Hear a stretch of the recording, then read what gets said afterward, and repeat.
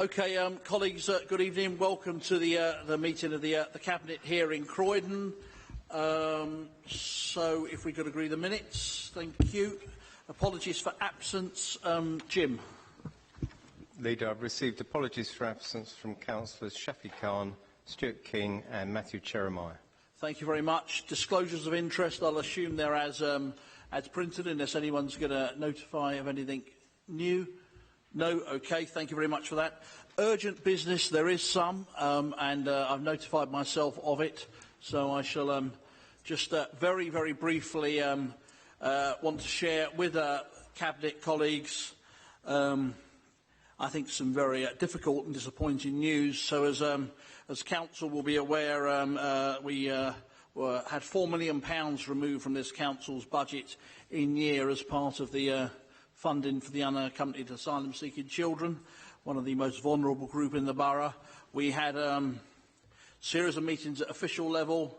Myself, along with members of Parliament from all political parties, we met with the Minister James Brokenshire, and we had every expectation and reason to think that we had had a very positive discussion at that meeting around a whole raft of issues, as well as the immediate issue. And there are letters that, in due course, we'll be happy to share that reflected very much the feedback from that meeting. However, that was some 6 or 7 weeks ago.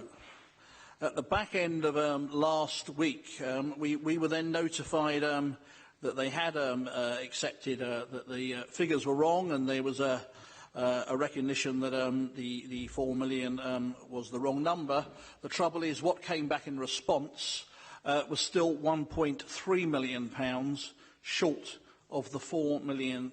That's after a 6-week delay, with Richard and his team prepared to be on the end of a phone 24 hours a day in terms of contact with the officials at the Home Office. Quite an extraordinary state of affairs. But then it's, I'm afraid, and this is why I do need to share this, because it could have changed again by tomorrow, as a result of some conversations that took place during the course of today. The Home Office have said, good Lord, we didn't realise it was 1.3 million. That was never the intention. You should only be about £600,000 short of what you originally thought you were getting. We must have got our numbers wrong. Of course, £600,000 is not acceptable any more than 1.3 million is acceptable in terms of being missing. So as we sit here today, and this is chaos, confusion at a very high level in the Home Office, and it's completely unacceptable when this Council, against the backdrop of other budget cuts, is attempting to set a budget and work out how we balance the funding for services. So I understand Home Office officials are being dispatched by the Home Office down here tomorrow to try and both explain themselves and understand the error of their ways. So the debate goes on. We've, as I said, gone from a £1.3 million loss at the start of the day to something notionally less at that at the moment. But frankly, our patience is being tested. And why this is so important isn't just in terms of Croydon Council's budget, hugely important as though that is for the residents of Croydon, but this mess, and there's no other word to describe it, comes at the exact moment the Home Office is talking to this Council and others about how we want to have a collective response, which we very much said we do, between local government of all parties and the government in terms of a proper, mature response to the Syrian refugee crisis. And having a humanitarian response to that. And that humanitarian response requires trust, and it requires the correct level of funding. So this is really no way to run a part of a pub, let alone a country, frankly, and it's completely unacceptable. And I will update all colleagues of the Council, because I am acutely aware and grateful that we had a unanimous vote in this chamber on this funding cut, if not others, to say that it wasn't acceptable. But at the moment, we only have some of our money back, and we want the rest of it. Councillor Pollard. Thank you for the update. The only thing I would say on what you've just said is I do wonder, given that you've just said that you're still in negotiation with the Home Office and they're sending people down to talk to you tomorrow, whether it's a particularly clever strategy to go large on, frankly, insulting the Home Office, the government and everybody else. Surely it would be better to keep that, keep quiet about that whilst you're actually in negotiation with people that you're asking to help you. No, we're not in negotiation. They're coming down to explain the mistakes they made. We've been in negotiation. We've waited 6 weeks. We're 48 hours from the local government settlement, as we understand it, coming out. We're about to enter a period when the Home Office, along with other parts of government, will shut down for the best part of 2 weeks, and we've got to set a legal budget for this council. We have run out of runway and we've run out of patience. And either the Minister is being grossly misled by his officials, or we're dealing with levels of incompetence I've not seen before. So we're no longer in negotiation. We're very publicly asking for our money back on behalf of the taxpayers of Croydon. And I trust I still have your support in that request. Okay, if we can move on to exempt items. I'm not aware there are any. And so we are moving on now to the Five Ways proposal, and Councillor Cathy B.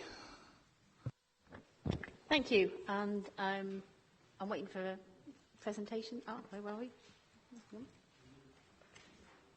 Okay, so this paper sets out our preference in terms of the options for Five Ways. I'm just going to start by having a look at sort of current movements and go on to look at the proposals in a bit more detail.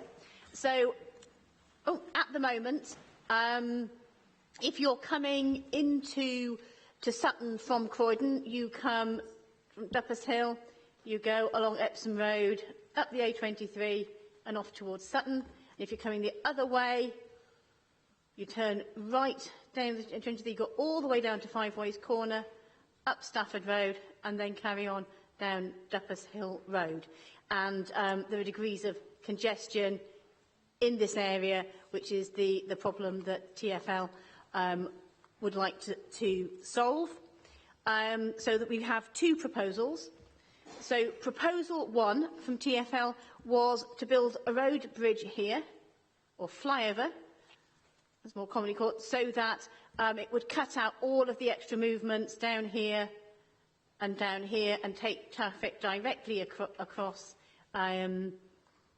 there. But obviously that involves building quite a large structure here, taking out some access to gardens down here, and at this point here, again, quite a big structure in front of a lot of properties. It would also have involved the loss of some of Duppers Hill Park down here.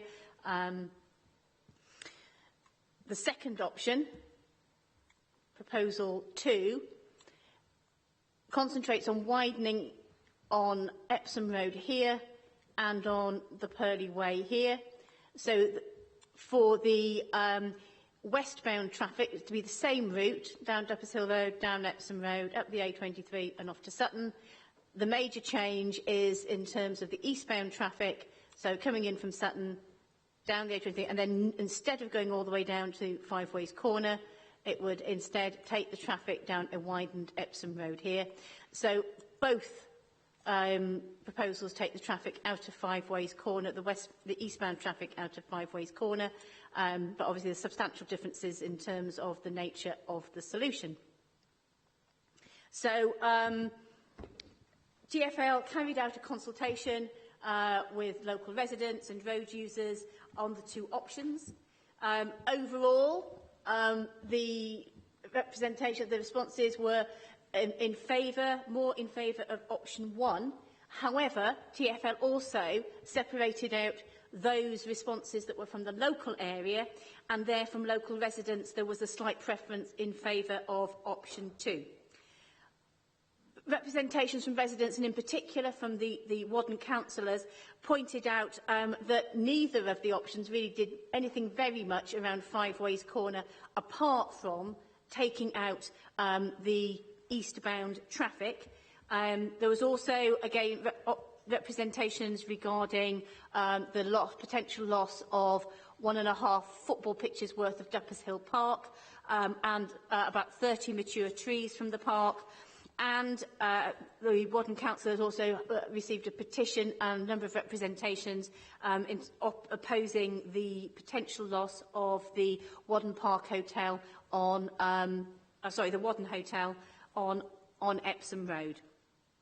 So following the consultation, TfL have done some work to compare the two schemes. They've done two different methods. One was a cost-benefit analysis. You can see this is on page 18 of the report, and that sort of monetarises the benefits in terms of improved journey times and reduction in casualties. Comparing the two schemes on that, option one came out slightly better. However, an alternative approach called the management of value exercise looked more broadly at the impact on the public realm, on the place, on the area itself, and this one was slightly more favourable for option 2. So this has given us a broadly equal schemes with different strengths. They both involve CPO, both of residential and commercial property, so there's no overall difference there, except that there are different properties involved.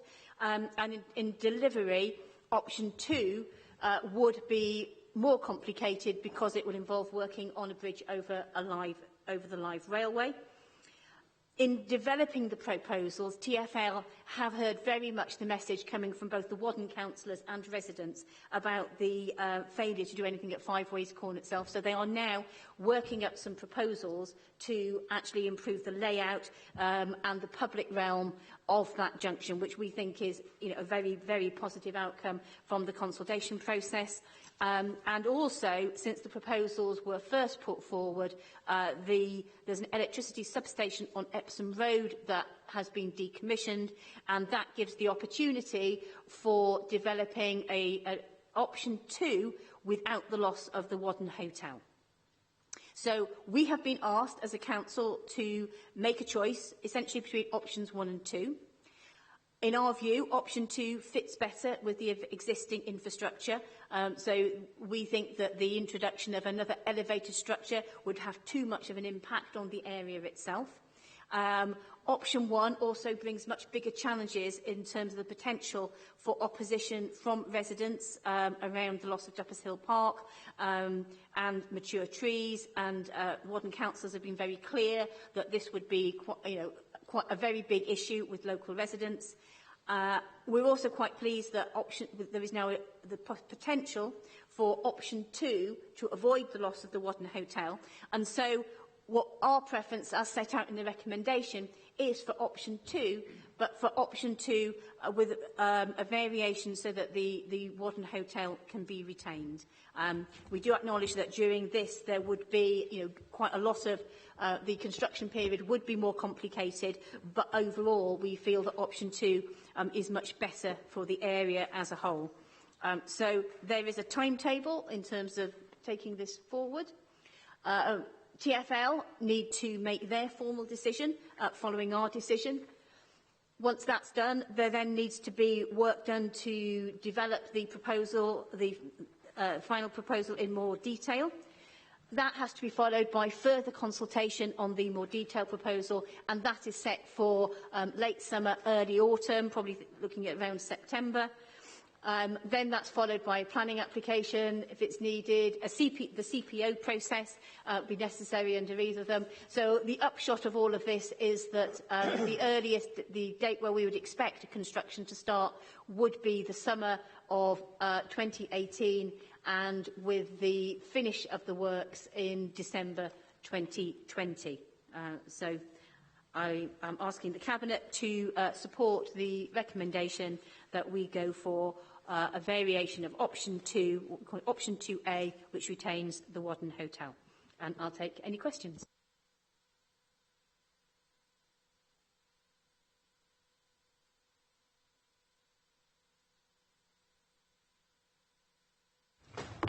Thank you very much indeed, Cathy, and for all the work that I know you've done on it,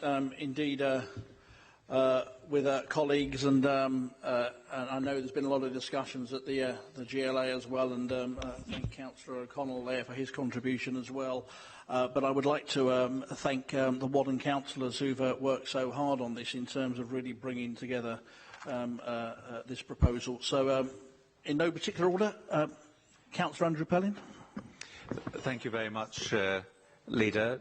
As the Cabinet members asked it to be a question, perhaps I should start my remarks. So, would the Cabinet member agree that, and then give a number of comments. But I would actually like to thank her very much, actually, for mentioning the Wadden Councils at least 6 times. I know that the common practice here at Cabinet is that deputy Cabinet members don't speak, but I think it's important to mention just how important Councillor Canning's role has been in watching out for Wadden residents in this, and I'm sure giving advice also to the Cabinet member, but both Councillor Prince and I will speak. Our perception at the consultations was that the view of a very great number of local residents was that something needed to be done. Because the static traffic, the heavy traffic there, is very deleterious to the environment for local residents in terms of air quality and also in terms of the overall environment. There was the view expressed by residents that they wanted something to happen at Five Ways Junction as well. But of course, these proposals do take a lot of that eastbound traffic out of going through the whole process of going down to the Stafford Road. But I'm really grateful to Cabinet members and indeed also to the professional officers here at the authority and at TfL for listening to what it is that we've had to say, and for also officers here recognising the importance of trying to deliver something that is deliverable. Because as the Cabinet member said, I think we were facing the prospect of some very significant opposition for those who would have seen their environment in Wadden Park Avenue adversely affected, and also losing 8% of the park. Dealing with traffic coming through Wadden has long been an issue. I don't want to give the impression that I've been around here since medieval times, but I have been involved in Croydon politics since the 1970s. But the park is very historical. There was jousting there in medieval times. It was a site of early playing of cricket in the 18th century, and it was Croydon's first public park. Purchased by the Croydon Board of Health. So protecting the historical park is important. There have been previous campaigns to protect this particular park, because it was once the proposal that was changed actually by a Labour council. The first time there was Labour council against it being a dual carriageway through on Duppers Hill. And indeed also, of course, Councillor Burling very ably managed to mitigate the effects of the Berlin Wall of the tram route there. So there is a very real need, I think, to protect the interests of Wadden residents. We also, I think, very pleased that because of what had happened with the power unit at the bottom of Wadden Road, that the Wadden Hotel can be protected. It is an historical building. It was built well before a lot of the residential development in Wadden, and this current position is a little bit away from the railway station from a time when the railway station was a tiny little bit further east in its position. And there is a history there. And it used to be run by a Tolstoyan movement, and there was a cooperative run from there by the Croydon Brotherhood. So it is very much an historical building and should be protected. We're very interested that Transport for London are looking at alternative proposals at Five Ways, and we look forward with interest as to what comes through from their consideration on that. For the future, I think it is important to protect the air quality within the area of Wadden. It is important to be able to get the shopper through to any new developments within Croydon. But I hope that we will give proper consideration as we go forward to people movement as well as vehicular movement. An emphasis on public transport is important. May I even say park and ride might be a prospect for future, because we must make sure that the very best access through to the jobs that's going to be created from what's going to happen in the centre of Croydon. And also we need, I think, when we're talking to TfL, to talk about any impacts on other junctions. The Imperial Way, Wadden Way junction, is already quite stressed and probably would be further stressed if there was a development on the current commercial nursery provision on Wadden Way for a school. So those are some of the points that I wanted to make, and I now pass across to Councillor Joy Prince. Thank you very much indeed, Andrew, and a long history of protecting the park and other facilities down there is vital. I think the comments you make on air quality are vital as well as we go into an election for the new Mayor of London, and very much that's one of those areas where we need a London-wide as well as a Croydon focus in terms of the air quality. I know in terms of alternative methods of transport there's no greater ambassador for cycling in the borough than Councillor B, so we're in good hands there. Councillor Joy Prince.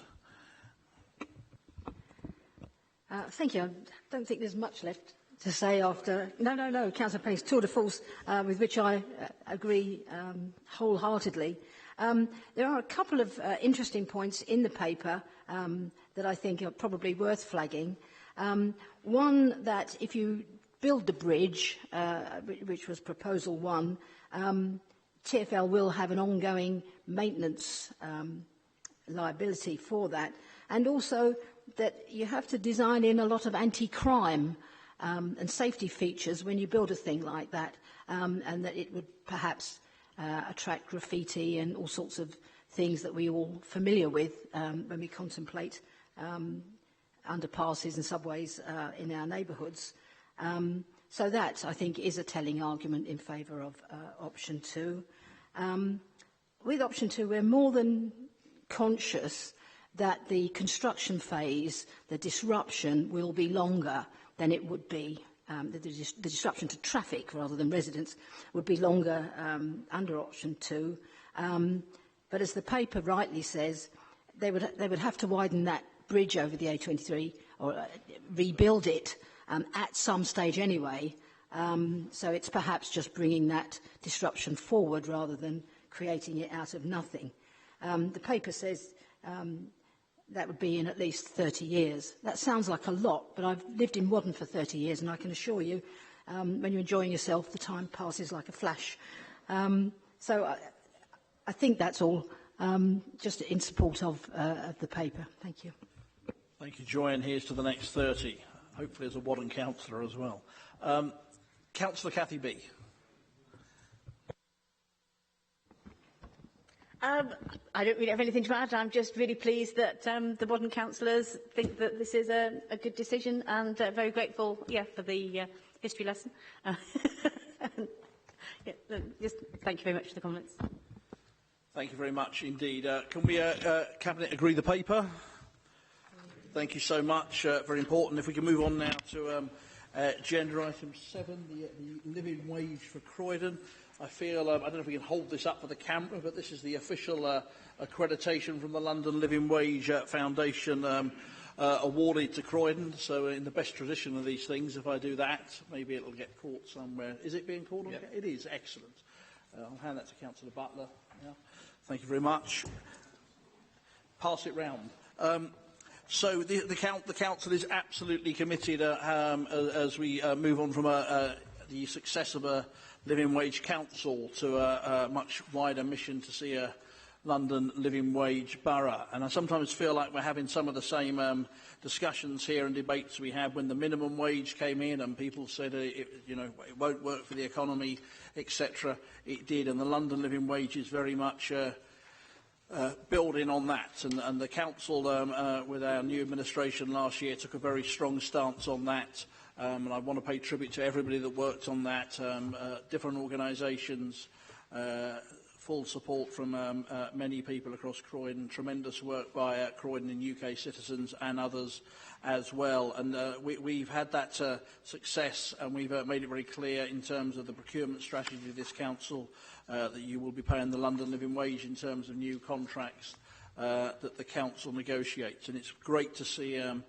companies like IKEA and is it Aldi, I think, and Lidl and others joining in, but there's a way to go. But this has been a success story to date, but I think it's very much we see it as the start of a journey, if you like, not the completion of it.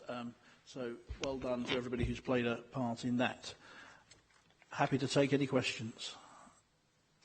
Councillor Jamie Oxley. Thank you, Councillor Newman. Just would echo all you've said about the implementation of the London Living Wage. That's a great success. You rightly talked about this being the start. Next steps, number 3, looking to develop and implement plans to promote Croydon as a living wage borough. Just wondered if you could give us a sense of how you see that developing, any specifics, in order for us to achieve that vision. Thank you, Jamie, and thank you very much for the work that you've personally put in, that I'm acutely aware on this, as I said, with others. So I think the ideal way to take this forward is to set an agenda where paying the London living wage is what people want to do. It's the right thing to do, and there's an expectation. Clearly, as we've showed in some as a council, sometimes building it into the procurement process is the way to do it. I would hope that with the larger developers we're working with, in terms of house building and whatever else, we could make it part of how they'll do business in the town. I'm very encouraged by the words from the likes of Westfield and Hammerson in terms of their policy towards this. And I think it is by, if you like, that message that it is the right thing to do, to pay the London living wage. There is still resistance. I mean, there is. I spoke at, I think it was a small business event run by the Surrey Chambers of Commerce, who, their chair was very much against it. And we had a good debate where I found myself unusually on the same side of the argument as Gavin Barwell MP, about very much making the case for the London living wage. We either see a race to the bottom, which we don't think is acceptable, or we see people being paid a decent wage, which the London living wage is, but it's not, as we see house prices, rents, etc. go up, it's hardly a fortune in this day and age, and it's still tough, but the London living wage is a significant step forward. So very much a work in progress. Are we happy to agree the paper, colleagues? Okay, if we could move on now to the Q2 financial performance, Richard, and notwithstanding our friends at the Home Office, Simon, Richard, over to you. If I start off and then Richard come in on anything that I miss or specific points. I think overall this is in the context of what we always knew was going to be a very tough budget for this year. We highlighted that when we brought the budget to Council in February. What this report reflects is an improvement from Q1 and also outlines the further steps that we've taken to address the in-year issues. And I think one of the important things to appreciate is that we've had significant, obviously, funding cuts in year, as well as the ones that we knew about at the time of setting the budget, continued unfair funding, and also demand pressures that are completely unfunded as the second fastest growing borough in London in terms of population. So, given all those factors, what this reflects is the fact that we have taken the mitigation steps such that we're now at 2.5 million estimated forecast, but I think it's fair to say that even since Q2 was finalised, the work that's been done in a number of areas would lead to that figure being improved.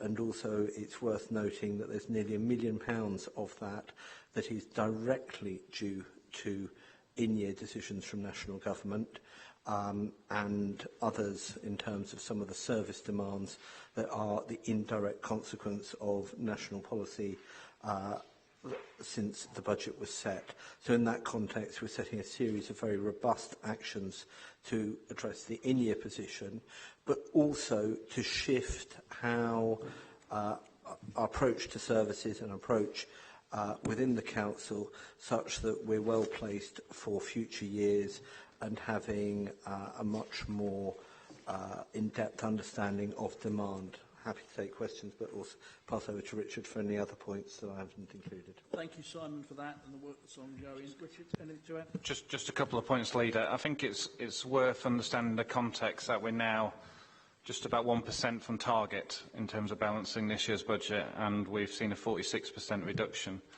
in the council's funding from government since 2010. So that context around the decisions we're having to make in years, I think, important to consider. And just in terms of some of the actions we've taken in year, because it's always nice, isn't it, to set a budget and be able to plan as officers and members throughout the year. And we've obviously had some of that thrown up in the air by some of the decisions that have been out of our hands in terms of managing this year's budget. I think we've tried to strike that. You'll see in the report in 4.3 that a number of significant actions have been put in place in year to try and bring the 15-16 budget back into balance, and to bring forward proposed savings from future years, and to put a halt on expenditure where it's not essential. But I think it's important to bear in mind that balancing the 15-16 budget is not an end in itself. The Council's about delivering much more than just balancing its budget, and I think long-term financial sustainability of our budget over the next 3 or 4 years. So we're not looking to cut things now that will cost the council more in 2 or 3 years. So getting that balance right between doing everything we can to secure an in-year budget, but also with our mind on the future, which Councillor Hall just mentioned, has been a balancing act I think we're trying to perform in year. Thank you very much indeed. Councillor Jason Cummings. Thank you, Leader. Can I just say, with regard to the unaccompanied asylum-seeking children, you do still retain the support of both sides of the chamber with regard to your negotiations for the unaccompanied asylum-seeking children funding. I very much appreciate that comment. However, I did note that your commitment to publishing any of the letters, which you said had gone backwards and forwards, I guess that we won't need to chase you on holding good on that promise to publish something, since that one would presumably have some opportunity to try and embarrass a sitting Conservative. With regard to the current in-year position, again, I noticed that the only figures you tend to quote are the ones which show the reduction in direct government grant. You seem to make no mention in any of these figures of the significant increases that the Council is receiving in terms of council tax and business rates. And in terms of the sort of openness and transparency agenda, I'm sure you'll correct that in the future to give people a better overall picture rather than simply concentrating on central government cuts. But with regard to the current in-year position at Q2, the current predicted year-end outturn of 2.5 million, at the General Purposes and Audit Committee last Wednesday, I asked the external auditors, Grant Thornton, that if a 2.5 million overspend existed at the end of the year and it had to come out of the usable reserves, how they would view that. And I got a very clear answer from them that they would classify that as a significant risk to the Council's finances. Now, regardless of what the causes are, we have to, by the end of the year, see a significant change in that. What level of assurance can we get that the performance so far in the year in terms of departmental overspends is going to be turned around and that risk not become reality?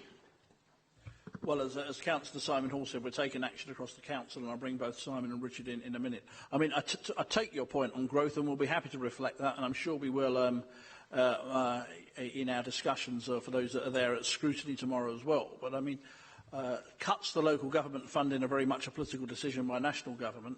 A drive for a growth strategy, you know, and I acknowledge the work that the previous administration did, but it's been very much at the heart of our administration as well, to consciously drive for growth, something we're not seeing one or two neighbouring boroughs, and that's fine, that's their choice to do. So that's a political choice taken in Croydon, and not something I intend to credit George Osborne with. Simon and or Richard. Yeah, Leader, on the first point about council tax and business rates, yes, the growth does allow for, in the Croydon economy and Croydon population, does lead to an increase in those, but let's bear in mind that that's approximately 50% of the net revenue of the council, but obviously the burdens of an increase population are 100%, so it only goes some way to mitigate rather than solving the problem. And the fact, you know, coming back to the funding formula, the fact that we've had a 10-15% increase in the population of this borough since the figures for the formula were frozen by the last Conservative-led government, does still lead to huge pressure, as does the fact that we've had significant increases in demand in terms of the mix of the population. And you're quite right, Councillor Cummings, you did raise the issue with the external auditors. They were very clearly talking about if that money had to come from the general fund. Clearly there are other usable reserves, and I think it needs to be seen in that context. But the fundamental principle is right. The reason why we're taking the actions that we are outlined in this report, and that both I and Richard have referred to, is to ensure that the future, as well as bringing back into balance, hopefully, this year's position, that for future years we do not have the level of risk and the level of issues that we've seen, in fact, ever since central government started cutting Croydon's funding 5 years ago. So it's in that context that we're taking a fresh approach, that we're looking at all areas of expenditure and above all, how we do things differently going forward so that we deliver to residents whilst managing on smaller budgets. Thank you, Simon. Richard? So I wasn't at General Purposes and Audit Committee, so I didn't hear the comment from Grant Thornton. But I would if the comment was a £2.5 million overspend against usable reserves of close to 40 million is a significant risk, I would disagree with the external auditor, but I'm happy to take that up with him directly to have that discussion, because I think it potentially misleading to members of the committee if that was their view. Jason, I hope you're going to clarify the remarks, because they're quite important in terms of... The remarks made by the auditors referred to the general fund reserve, not to all of the reserves of the council.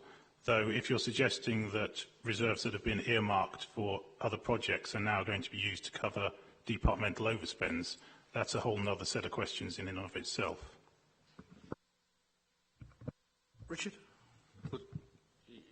As you'll know from looking at the accounts, the earmarked reserves are earmarked for a whole host of reasons, including risk around some of the risks that have materialised in this year around grant reduction, as well as specific projects. I think it would be for the Cabinet to consider at the end of the year, if the council overspend by this amount, which of those earmarked reserves they'd wish to use. Yeah, and we're very, very, have a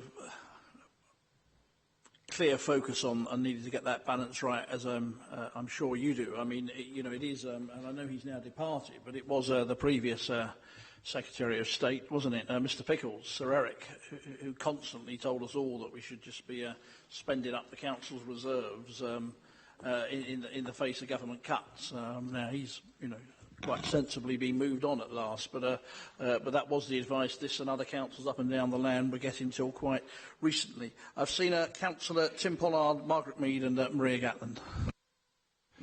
I think just to pick up on the comment that Councillor Hall just made about wanting to ensure that we were not in a position where overspends force the council to be taking risk in the future. It's just worth reminding Councillor Hall that during the 8 years of Conservative administration, many times we had pressures in year, and every time they were managed back to a balanced budget. And during that time, under the guidance of the then Director of Finance, Mr. Elvery, we got ourselves from the point of having general fund reserves of less than Riddlesdown School had, at about, I think at their lowest, £250,000 or so, up to having what was considered to be a safe level of reserves. So I don't think we should belittle the risk that is now being taken, that we get ourselves below that acceptable risk threshold.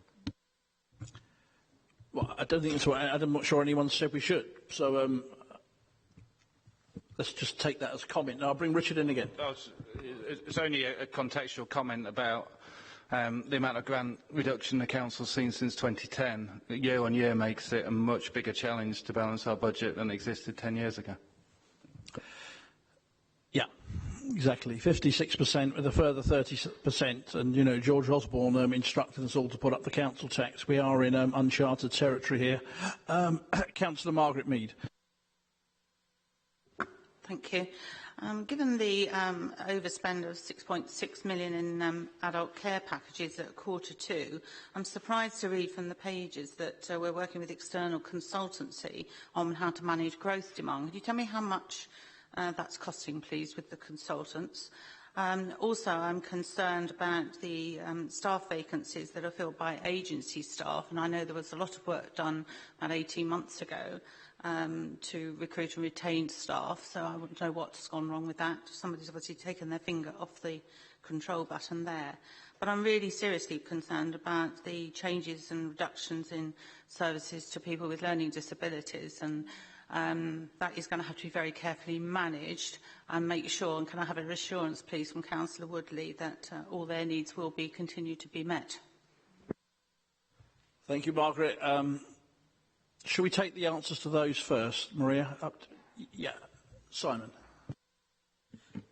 In terms of the interims, the fact is that there's been a high level throughout. In fact, that they're on a downward curve, but I totally agree that they're at too high a level. That's why we're looking at what can be done into recruitment and retention packages for social workers, but also why we're looking about how you can do things differently in terms of the prevention rather than how you deal with a very large number of cases. So that's why we're looking for a different model of operation through things like Think Family, through the Gateway service that, when it was presented recently to members of the Select Committee, there was undiluted praise for it, so that we can actually change that model of operation to relieve some of those pressures. In terms of consultants, I think Richard can confirm the figure, but the fact is that it's to get some expert, very rapid work on that new model of operation, because we recognise that there was a need to move to that, and that what we weren't going to do is sort of sticking plaster or head a sand approach of the previous administration. John, Learning Disabilities, Councillor Woodley would like to make some comments. Thank you very much, Simon. Thank you, Chair. And yes, to answer to your question, Margaret, you can rest assured that we would be aiming to ensure that the needs of the youngsters and older people with learning disabilities that we have are fully met, and we are going through a phase of transforming the way we do things in adult social care. But at the centre of that transformation is ensuring and working with existing staff and management at the LATC to ensure that we do improve the services that we provide to those youngsters and older people, and that as has been quoted, that people would end up having a life and not just literally a care plan. So they are at the centre of everything that we do. Briefly, Margaret, because others are coming in. Yeah. No, it's important, Leader. Sorry. I think it's insulting to say that our plans for recruiting and retention staff and social workers was a sticking plaster. We actually incentivised social workers so that they could improve their skills by offering them training, such as in mental health. I think that remark should be withdrawn. I think it's absolutely appalling that is said. The actual nuts and bolts of this is that somebody has taken their finger off this and not been watching what's happening. And what we did at a risk is, if Councillor Woodley is saying what she's going to do, where are the staff coming from with the expertise and the knowledge to carry out all the programmes of work that are set in place in this document and in other documents this council is promoting around the town? You cannot do it without those experienced staff, and if you don't retain them, you're going to be in trouble. So please ask Councillor Hall to withdraw that dreadful remark. He obviously hasn't looked at what we did. He didn't see the outcomes, and he should be ashamed of making that remark.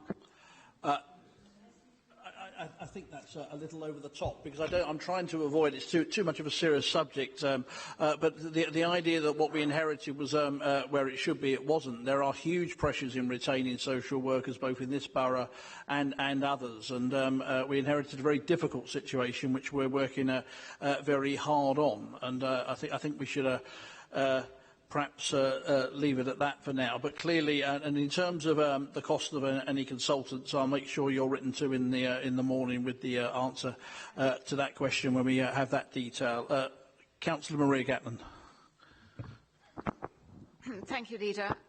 I'd like to talk about the overspend on looked after children. And while I really accept that this is a very difficult area and always subject to great pressures, what I would like to have reassurance about is that in pursuing the review on are we looking after the right children, that any child that is in need of a child protection plan does in fact get it, and that the child isn't placed in a different category. So could I have the reassurance from the Cabinet Member that, that she is happy that any child in need of a child protection plan in this very vulnerable group will in fact get that? Thank you. I think the answer to that is an emphatic yes, so we can be quite clear, and you would get the same answer from all the Cabinet. So we can't be clearer on that, but if Councillor Lisa Fleming wants to add anything to that. No, I think that kind of answers it. The only thing that I would just draw your attention to on page 50, just in terms of increase special guardianship orders, etc. So when we're looking at looking after the right children, that is one of the focuses that we will be looking at, because some of those children can be cared for by other family members, but where a child needs to be placed in care, the priority will always be to make sure and ensure that that child is safe. So the answer is yes. Okay, I hope that's crystal clear. Councillor Hall? No, I think the thing to emphasise is that in all the work that the People Department does, which is above all with some of the most vulnerable, that all the works we're doing, all the looking at the new model of operation, how we expand Gateway, how we expand prevention, how we look at whole families and so on, is about bringing the best outcomes and protecting our most vulnerable in the borough. And that will continue to be the objective. I'm working with Councillor Fleming, Woodley, as well as Paul Greenhouse and his team very closely to make sure that we are getting that model and balance right, because such vulnerable people deserve that level of care, and we can deliver that whilst also by preventative work ensuring that we meet our budget challenge. Thank you very much. Can we agree the paper, colleagues? Thank you. If we could move on to agenda item 9, the response to recommendations, stage 2 response to scrutiny recommendations. We've been through this a number of times. It's set out very clearly here. I understand it was a very good, very lively, very informed scrutiny meeting. Councillor Sean Fitzsimons, anything to add at this stage? Nothing to add. Thank you, Sean. Thank you very much. Okay, if we can agree the paper, and move on to a stage 1 scrutiny recommendations from the meeting on the 3rd of November. Sean. Thank you, Leader, for the opportunity to speak. As you can see, there are 2 parts to this. The first is about our review of the capital budgets, and in particular, I think all councillors across Croydon are very interested to know how Section 106 monies are allocated, and that at least we should get notified what's in the pot, and how local councillors can influence. I'm sure that will be something that I look forward to getting a response on. And the second part is a meeting I attended but didn't chair, and Councillor Bashford may want again. These recommendations have been worked up by the young people who came to the takeover. There's also a commitment, I think, that all of us are agreeing to, which is to have further young people take over of scrutiny, and I think it does give us a new perspective on issues. I think the reality with the issue for young people and housing is that the system at the moment is designed not to help them, especially if you're in your early 20s and you're leaving college. You may have a very low income, but you won't be vulnerable enough to get picked up through the homeless route, and you don't earn enough to maybe even rent a property in Croydon. So we hope that the Council will take both the recommendation but also the spirit's recommendations that young people's voices do need to be heard, and that in particular their needs for housing will be heard. So I look forward to the responses from the relevant cabinet members to that. I don't know whether Councillor Bashford would like to add anything else. Sarah? Thank you. Not particularly. I mean, I think I said everything I needed to say at the council meeting last week. It was a really good event. They were a really positive group of young people who actually came up with questions I don't think that we would have thought of because they came from a very different perspective. So, no, it's definitely something we should do again. I think we could all agree on that, and I know that Councillor Lisa Fleming and other councillor colleagues will respond in due course, and an excellent piece of work all round. I think, colleagues, can we agree the paper number 10? That's agreed. Thank you very much indeed. Moving on to agenda item 11. Councillor Simon Hall, anything to add at this stage?